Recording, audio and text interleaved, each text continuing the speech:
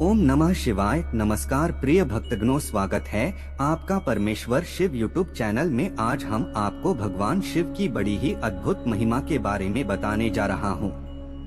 रविशंकर नाम का एक अनाथ लड़का था।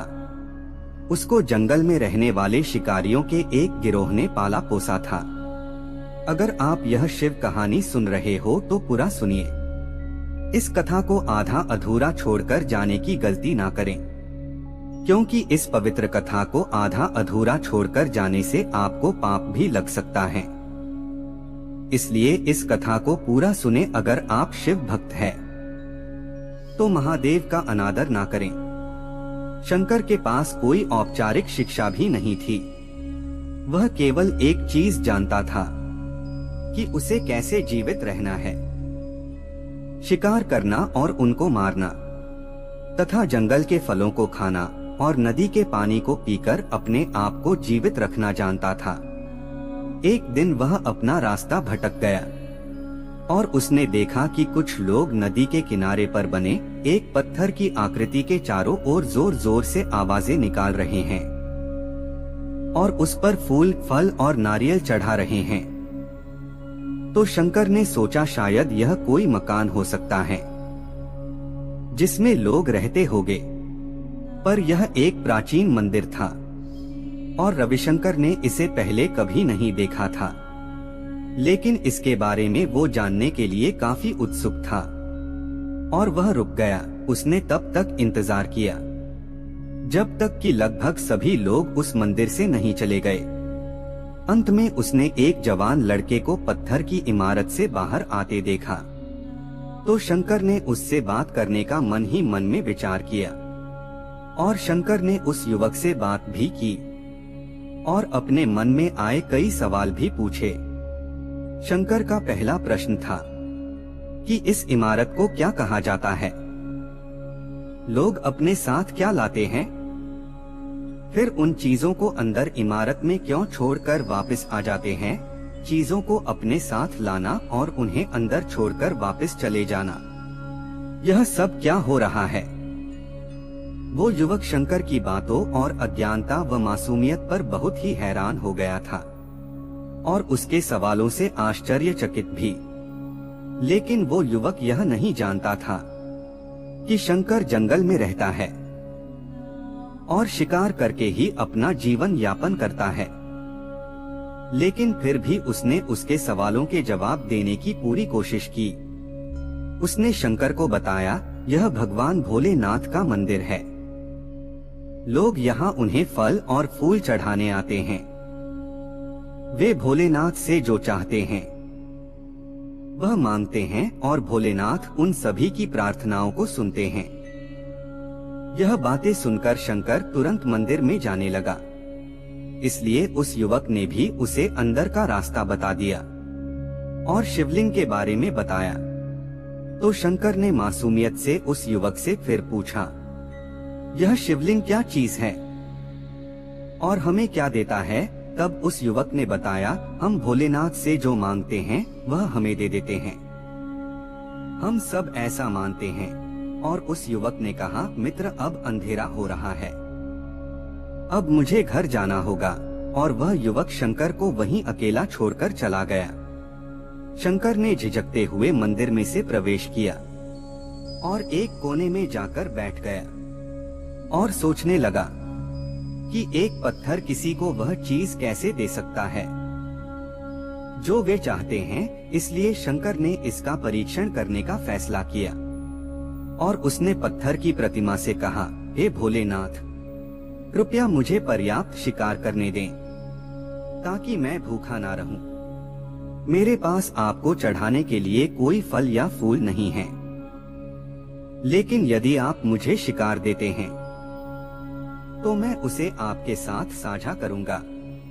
मैं वादा करता हूं कि मैं आपको धोखा नहीं दूंगा। उसने यह घोषणा की और अगली सुबह शंकर शिकार करने चला गया।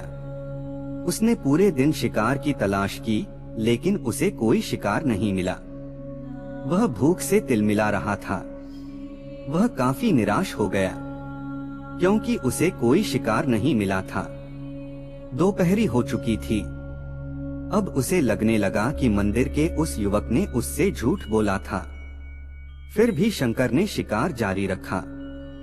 जैसे ही शाम हुई, उसने 2 खरगोशों को बिल से आते देखा और शंकर ने उन खरगोशों को मार डाला, क्योंकि उसने महादेव से वादा किया था कि वह अपने शिकार को साझा करेगा। वह मरे हुए खरगोशों में से एक को अपने साथ मंदिर गया, लेकिन देर हो चुकी थी और मंदिर सुनसान स्थान पर था। शंकर ने मंदिर में प्रवेश किया और जोर से कहा, कृपया आप आओ और अपना हिस्सा ले लो प्रभु, आपके लिए मैं आपका हिस्सा लाया हूँ।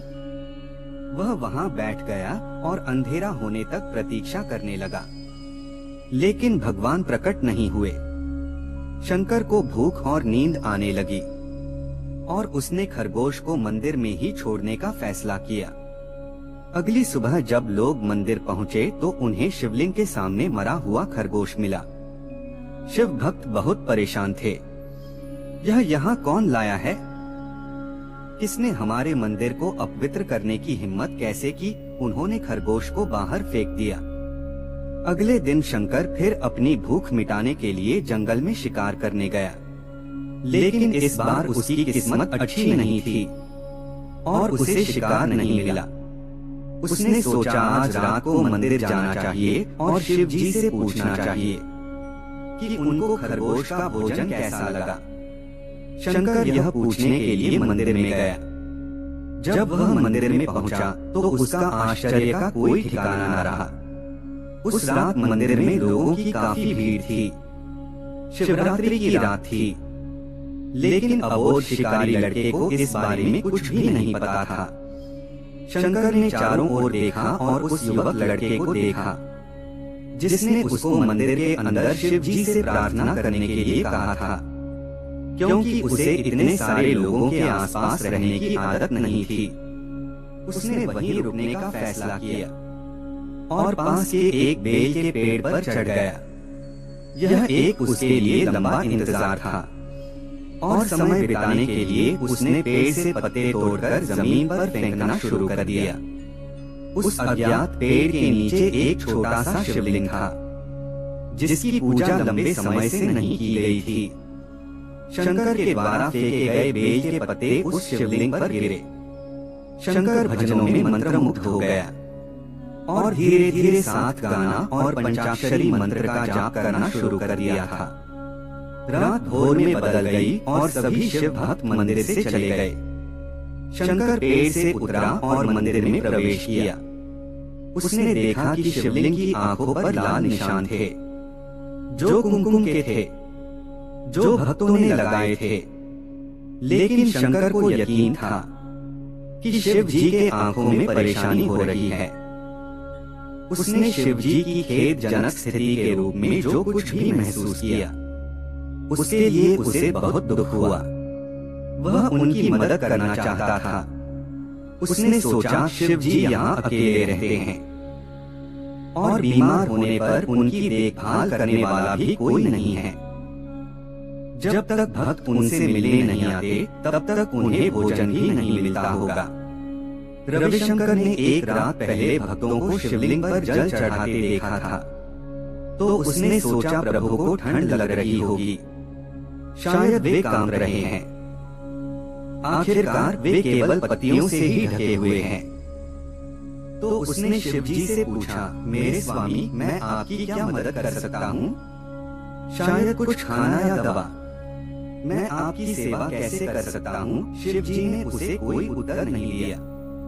रविशंकर ने सोचा, शिव जी वास्तव में बहुत बीमार है, क्योंकि वह अब उत्तर देने में भी असमर्थ हैं। वह तुरंत जंगल में गया, कुछ औषधियां जड़ी बूटियों को लाया और लाल निशान पर उनका लेप लगाया, लेकिन कुछ नहीं हुआ। उसने कहा, लगता है कि ये अंधे हो गए हैं। मुझे प्रभु को अपनी एक आंख देनी चाहिए ताकि वह ठीक हो जाए। यह निश्चित रूप से उन्हें खुश कर देगा। उसका दिल पवित्र था और उसने वहां शिव जी के हाथ में रखे त्रिशूल को उठाया और त्रिशूल को अपनी दाहिनी आंख की ओर ले गया और अपनी आंख को निकालने का प्रयत्न किया। रविशंकर अनपढ़ था।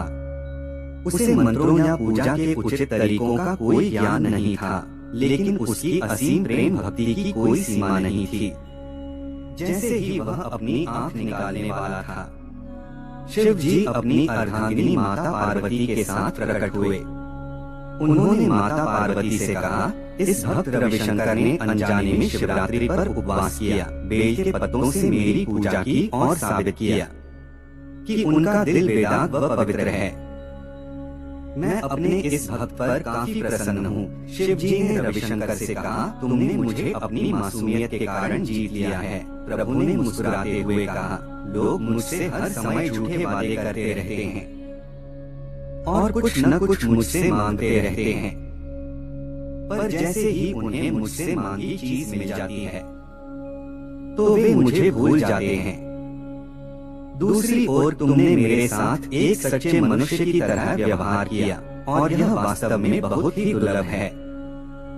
अब से तुम मेरे इस संसार में सबसे बड़े भक्त माने जाओगे और तुम्हारा नाम मेरे साथ सदा जुड़ा रहेगा।